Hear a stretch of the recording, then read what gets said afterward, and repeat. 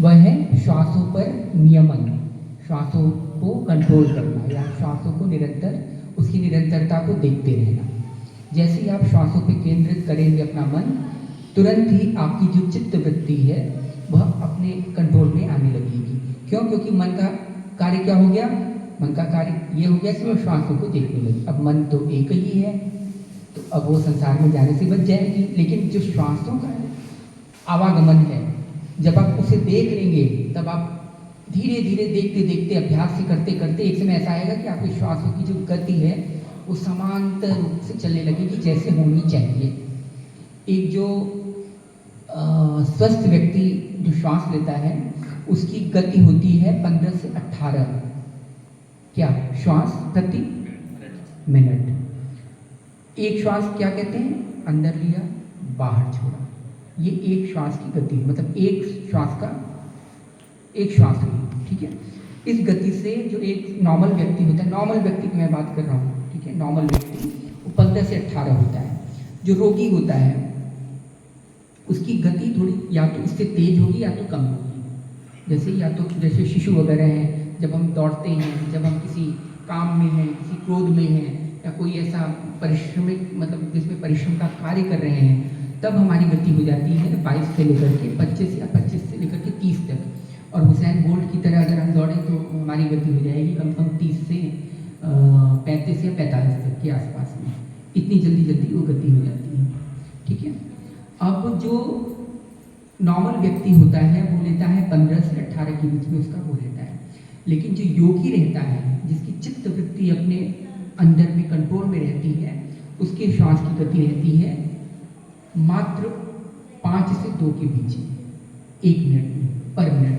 कई कई योगी तो ऐसे होते हैं कि जो महीने में एक बार श्वास लेते हैं, कई एक हफ्ते में श्वास लेते हैं। ये इससे क्या होता है, शरीर की मेटाबॉलिक एक्टिविटीज़ को वो कम कर देती है। मेटाबॉलिक एक्टिविटीज़ को क्या बोलते हैं हिंदी में? महान कदाचित में पूछा था तो काफ़ी लोगों को याद। अच्छा, भुलक्कड़ इंसान कहाँ याद रहेगा? नहीं, काफ़ी लोगों को, जिनको मेरे जैसे को नहीं पता उनको नहीं याद। तो वो मेटाबॉलिक एक्टिविटीज़ कम हो जाती है बॉडी की।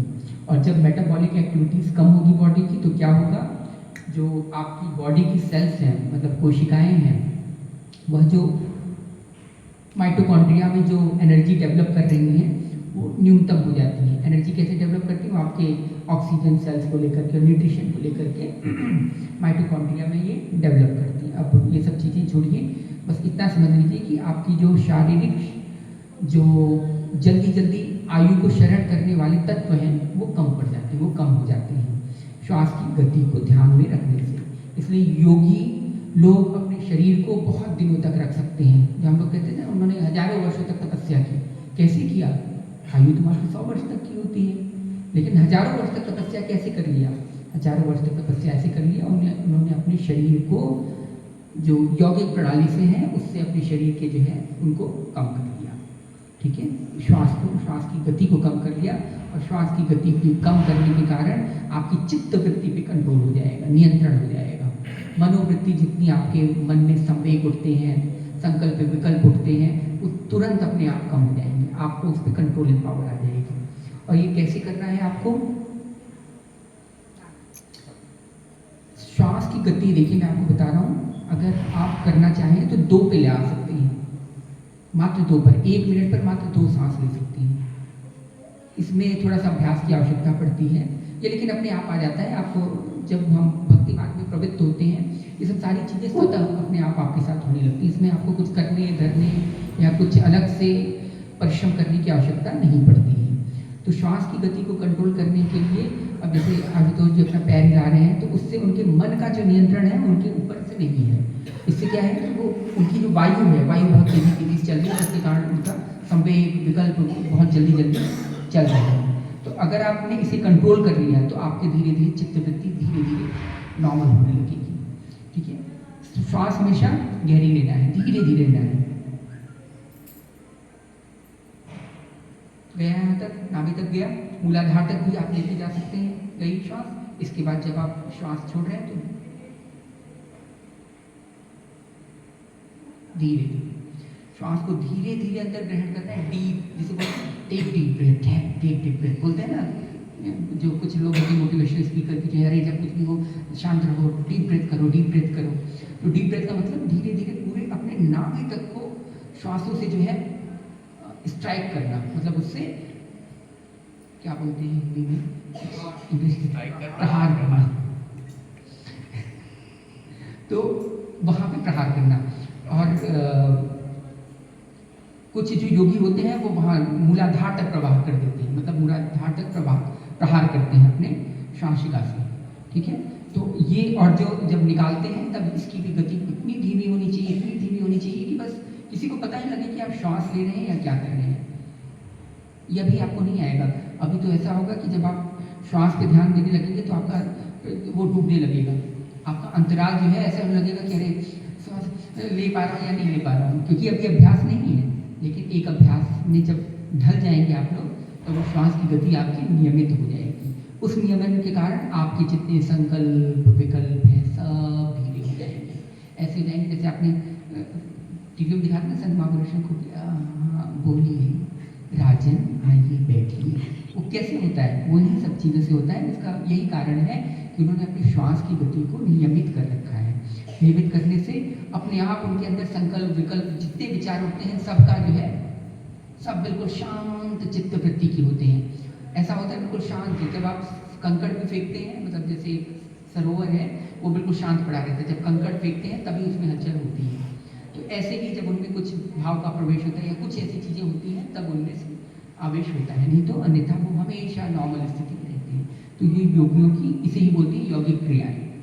अब यौगिक क्रियाएं क्या क्या है वो अभी मैं आपको थोड़ा थोड़ा करके बताता जाऊँगा। पूरा तो नहीं बता सकता क्योंकि समय बहुत कम है। यौगिक क्रियाएं को सीखने के लिए आपको कम से कम वर्षों की साधना शिविर लगाना पड़ेगा, तब जाकर के होगा। यौगिक क्रियाएं क्या है तो मैं छोटी छोटी बस स्टेप बता दूंगा, बस बाकी का आप लोग चाहें तो कर लें, नहीं करने की कोई आवश्यकता नहीं, क्योंकि रूप ध्यान में समस्त यौगिक क्रिया 112 विधियों का निरूपण उसी में हो जाता है। इसलिए हम लोग रूप ध्यान में ज़्यादा प्रेशर करते हैं या ज़्यादा जोर देते हैं, ठीक है। तो ये अब तो श्वास कैसे लेना है, श्वास की गति सबको समझ में आ गई। जल्दी जल्दी श्वास नहीं लेना, उथला श्वास नहीं लेना, मतलब यहीं तक नहीं रखना, श्वास को नाभि तक लेकर के जाना है। जितनी धीरे आप श्वास लेंगे, जितनी धीरे आप श्वास छोड़ेंगे, आप देखेंगे आपकी चित्त वृत्ति धीरे धीरे कंट्रोल होती जा रही है। बहुत क्रोध आया हो तो तुरंत अपने हाथ को छोड़ दीजिए, मुट्ठी खोल दीजिए, ऐसे करके खोलने के पश्चात आप धीरे धीरे श्वास लेना शुरू कर दीजिए। जितना मुट्ठी आप बंद करेंगे ऐसे करके, उतना क्रोध आपका बढ़ता चला जाएगा, तुरंत बढ़ता चला जाएगा, क्योंकि मांसपेशियां भिसने लगेंगी और श्वास को बहुत जल्दी जरूरत पड़ेगी और क्रोध का आवेश आ जाएगा। इसी हेतु श्वास की गति को हमेशा सामान्य रखें, बहुत डीपली लें और डीपली छोड़ें, और ऐसा लें कि किसी को सुनाई ना पड़े, आसपास के लोगों को सुनाई ना पड़े, और ऐसा छोड़ें कि आसपास की चीज़ों को पता ही ना चले कि श्वास चल रही है नहीं। कई लोग ऐसे करते रहते हैं, आप समझ जाइए कि उनके अंदर जो है इतने परेशान है, वो अंदर से इतने परेशान है कि वो रात में सो नहीं पाती होगी, निद्रा उनको नहीं आती होगी। तो ये किस लिए होता है, इसी से होता है। कभी आपको निद्रा नहीं आ रही हो, लेना हो निद्रा, धीरे धीरे श्वास की गति पे ध्यान देना शुरू कीजिए कि श्वास आ रही है, कहाँ तक जा रही है, यहाँ तक जा रही है, यहाँ तक जा रही है, कहाँ पे। फिर थोड़ी देर हल्का सा पॉज कीजिए। एक जो भैरवी पोषण होता है ना, उसके अलावा भी आपको थोड़ा सा पॉज करना है। पॉज करके फिर धीरे धीरे श्वास को छोड़िए। अपने आप 1-2 मिनट के बाद आपको नींद आने लगी, स्वयं नींद आने लगी। कोई नींद की गोली, नींद का टार्जन, ये सब आपको खाना पड़ेगा, ठीक है। तो ये श्वास की गति पे नियंत्रण अगर आपने कर लिया तो आपकी चित्त वृत्ति, मनोवृत्ति पर नियंत्रण आपके आ जाएगा। जैसे कई लोग बोलते हैं कि गुरुजी हमें काम बहुत सताता है, अब उसका उपाय क्या है। काम का सिंपल सा उपाय है, कुछ मैं उपाय आपको बता रहा हूँ। सबसे पहले ध्यान करके बैठिए, ठीक है, बिल्कुल स्ट्रेट मेरुदंड होना चाहिए आपका। स्ट्रेट मतलब सीधा मेरुदंड खड़ा, ठीक है। जैसे अभी मैं ऐसे लेटा हूँ, ऐसे नहीं, क्योंकि मेरे तकिया है, इसलिए आपको स्ट्रेट होना है, जहाँ पे ऐसी आपकी स्थिति आ जाए, ठीक है। आ गई आपकी स्थिति। इसके बाद धीरे धीरे श्वास अंदर लीजिए, श्वास छोड़िए। इसके बाद जब 4-5 बार ये हो जाए, ये 4-5 बार जब आप ये क्रिया कर लें अपने, फिर इसके बाद अपने योनि और गुदा को अंदर संकुचित करने का प्रयत्न कीजिए, बिल्कुल संकुचित करने का, और तब तक संकुचित करिए जितना आपका बल हो, मतलब जब तक आप कर सके उसे संकुचित करके रखिए, ठीक है। और श्वास भी लेते जाइए, संकुचित किए रखिए, श्वास भी लेते जाइए, संकुचित किए रखिए, फिर धीरे धीरे फिर नॉर्मल हो जाइए, फिर संकुचित करिए, फिर नॉर्मल हो जाइए, फिर संकुचित करिए, फिर नॉर्मल हो जाइए। इसके कई सारे लाभ हैं। ये सब बताने की चीज़ें तो नहीं थी, लेकिन अब आप लोगों ने स्टार्ट कर दिया है तो उसको शुरुआत कर ही देते हैं। तो इससे जो है कई सारे आपको फायदा होगा। एक तो काम पे आपको विजय मिलनी प्रारंभ हो जाएगी, दूसरा क्रोध पर विजय मिलनी प्रारंभ हो जाएगी, चित्तवृत्ति कंट्रोल होने लगेगी। चौथी सबसे बड़ी चीज़ जो होती है वो ये होता है, वृद्धावस्था में इंद्रियों पर कंट्रोल खत्म हो जाता है, ठीक है। आपने देखा होगा वृद्धों को मतलब मलमूत्र का वेग वो सहन नहीं कर पाते और तुरंत बिस्तर पे ही हो जाता है। वो किस लिए? क्योंकि उन्होंने इंद्रियों का बड़ा अपने जवानी अवस्था में बहुत शरण किया होता है। शरण का मतलब समझते हैं? डिके, मतलब यूजलेस, यूज ज़्यादा, बहुत ज़्यादा उपयोग किया होता है, फालतू में किया होता है, जिसका कोई वो नहीं। इसके कारण समय आने पर, वृद्धावस्था आने पर, ये जितनी हम लोग जवानी में ऐशो आराम करते हैं ना, जितने मज़े करते हैं, वो सारा वृद्धावस्था में आके आपको पता लगता है कि क्या चीज़ हुआ है। हम लोग तो अभी शुरुआत में बड़े वो कर लेते हैं, लेकिन समय आने पर पता लगता है। जैसे बैंक में अभी बहुत पैसा है, खूब उड़ा लो, चल रहे, जब बैंक में पैसा खत्म होगा ना, तब डर की ठोकरें खाओगे, तब पता लगेगा। ऐसे ही से इसके साथ भी होता है। जितना हम इंद्रियों का उपभोग करेंगे, जितना विषयों को उनको देंगे, उतने उनका इंद्रियों का जो है, जो पावर है, शक्ति है, वो क्षमता खत्म होती जाएगी। तो जिसको भी ऐसी प्रॉब्लम हो, जैसे मलमूत्र का वेग नहीं रुकता, या जो है जैसे वृद्धों की जो प्रॉब्लम है, या वृद्धावस्था में भी अगर इस चीज़ से आप बचना चाहते हैं, तो अभी से इसका अभ्यास शुरू कर देंगे। अपनी इंद्रियों को, अपने जो योनि और गुदा है, दोनों को जो है अंदर खींचने की चेष्टा कीजिए, ठीक है। दोनों को अंदर खींचने की चेष्टा कीजिए और देर तक रखिए उसे, देर तक रखिए, धीरे धीरे वो पावर डेवलप हो जाएगी और वृद्धावस्था में भी आप उसी तरह की रहेंगे जैसे अभी की, ठीक है। तो एक ये विधि हुई, और कौन सी विधि है?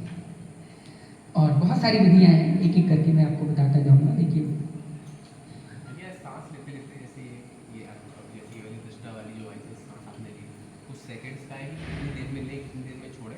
नहीं, कुछ सेकंड्स का नहीं, जितनी आपकी इच्छा हो। कई लोग तो धीरे धीरे तक 1 मिनट तक सांस लेते हैं, फिर धीरे धीरे तक 1 मिनट से तक सांस छोड़ते हैं, वो आप पे डिपेंड है। अब तोता अगर श्वास लेगा तो ऐसे लेगा। सबकी अलग अलग जीवों की अलग अलग श्वास की श्वसन प्रणाली होती है, और सब अपनी अपनी तरफ से श्वास लेते हैं। और जो मनुष्यों की श्वास लेने की प्रक्रिया है, वो मनुष्यों पर डिपेंड करती है। इसलिए मनुष्य सब कुछ कर सकता है, लेकिन मनुष्य करता नहीं। और जीव बंधे हुए हैं अपने नियम से, जो प्रकृति ने नियम बना दिया उसके अनुसार वो चलते हैं, उसके अनुसार बंधे हुए हैं। लेकिन हम लोग सब कुछ जानते हुए भी, सब कुछ करते हुए भी हम वो लोग चीज़ नहीं कर पाते। इसलिए अभी से अगर आप लोग ध्यान देना शुरू कर देंगे, अपने इंद्रियों को कम से कम यूज़ कीजिए, कम से कम प्रयोग कीजिए, कम से कम उसका शरण कीजिए, अपने आप इंद्रियों की शक्ति आपकी वृद्धावस्था तक में अक्षुण्ण रहेगी। जैसे 6-6 घंटे मैच देख के आंखें खराब करते हैं, तो वो सब भी आँखों को नीचे दे रहे हो आप। हम लोग जैसे 6-6 घंटे 4-4 घंटे मैच देख के खराब कुछ भी देख रहे हैं, सबसे मेन चीज़ है ना, जब भी आंखों को दिखाएं तो दूर दृष्टि की चीज़ें दिखाएं, दूर की चीज़ें दिखाएं, कभी पास की चीज़ों को कम से कम तक देखें। दूर की, जैसे यहाँ से हम देख रहे हैं वो नदी है, या वो पेड़ है दूर, ठीक है, या खुला आसमान है वो देख रहे हैं, हरी भरी वादियाँ देख रहे हैं। क्यों डॉक्टर्स भेज देते हैं, जाइए पहाड़ों पर कुछ समय के लिए व्यतीत कराइए, किस लिए? इसीलिए चीज़ें देखने का प्रयत्न करें। इससे आपकी मनोविकार पे, चित्तवृत्ति पर भी नियंत्रण आएगा। साथ ही साथ आपकी इंद्रियों का जो इंद्रिय शक्ति है वो भी जो है बढ़ेगी। बढ़ेगी मतलब घटेगी नहीं, बढ़ेगी, ठीक है। और कानों की श्रवण शक्ति बढ़ाने के लिए हमेशा कान को बंद करके, ये भी विज्ञान भैरव तंत्र का एक रूप है। जो मैं अभी आपको जो चीज़ बता रहा हूँ, अभी मैं जो चीज़ें बताते चला जा रहा हूँ, सब रुद्रयामल तंत्र, भैरव तंत्र, सिद्धांत कौमुदी, इन सब चीज़ों का मैं सार बता रहा हूँ आप लोगों को, ठीक है। मैं सबको सारी चीज़ें नहीं बता सकता, लेकिन मैं गेस्ट के रूप में आपको बता देता हूँ क्या क्या चाहिए, क्या क्या है।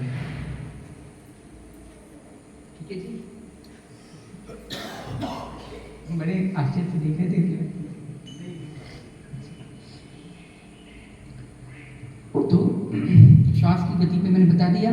अब कर्ण की सुन लीजिए, कर्ण की शक्ति कैसे बढ़ानी है। कर्ण की शक्ति ऐसे बढ़ानी है, कान को बंद करके, ठीक है, कान को बंद करके इंटरनल एक आवाज़ आती है, कभी आपने सुना होगा सीटी, इसको सुनने का प्रयत्न कीजिए। सुनने का आप हमेशा प्रयत्न करें कि एक समय ऐसा आएगा जब आपको कंटिन्यूस सुनाई पड़ता रहेगा, वो स्थिति आपकी आ जाएगी। लेकिन इसको अभ्यास करना पड़ता है। अभी तो हम लोगों ने अपनी इंद्रियों को बाहरी चंचल, मतलब बाहरी जो भौतिक चीज़ें हैं उन विषयों को ज़्यादा हमने दिया है। इसके कारण हमारी इंद्रियां जो है उन्हीं को ही सुनने का प्रयत्न, मतलब अभ्यास डाले हुए हैं। हम अपने अंदर हमने कभी नहीं झांका। जब हम अंदर झांकेंगे तो बहुत कुछ आपको मिलेगा, इतनी चीज़ें मिलेंगी कि आप फिर आँख खोलने का मन ही नहीं करेगा कि आप खोलें या नहीं खोलें। लेकिन इसलिए अंदर झांकने का थोड़ा प्रयत्न कीजिए। ध्यान इसीलिए बताया जाता है हर जगह, वेदों शास्त्रों में या कहीं पे भी, इसलिए ध्यान बताया जाता है इन सब चीज़ों का, ठीक है। कान में आवाज आना बीमारी नहीं है? क्या? रेगुलर आवाज आ कान में रही है। नहीं, वो तो दूसरी बीमारी है, वो तो उसे बोलते हैं, क्या बोलते हैं, टिप, टाइटिनस, टिटेनस, ऐसे कोई बोलते हैं, टिनिटस, हाँ टिनिटस, वो दूसरी बीमारी है। जैसे जब उससे ज़्यादा टेंशन अगर ले लूँ या उस सीधी सी आवाज़ जो आती है वो अलग चीज़ है, माइक जैसी जो आती है, हाँ वो अलग चीज़ है। और जब आप कान बंद करेंगे ना, हल्की सी पतली सी धारा आपको सुनाई पड़ेगी, ठीक है, उसको सुनने का प्रयत्न कीजिए। कई लोगों ने अभ्यास किया होगा, ऐसा नहीं है। अच्छा, एक बार करके देखिए सभी लोग, अब मैं शांत रहूँगा, सब लोग करके देखिए। आइज क्लोज, आंखें बंद करके बिल्कुल नियंत्रित होकर के सुनने का प्रयत्न कीजिएगा।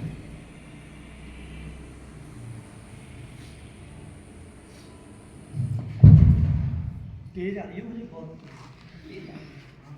आपको टिप वाली कौन सी? कभी कभी तो मुझे ऐसे रख के सोना पड़ता है या कोई शोर की चीज़ चलानी पड़ती है ताकि डिस्टर्ब ना करे। आपको प्रॉब्लम हो गई।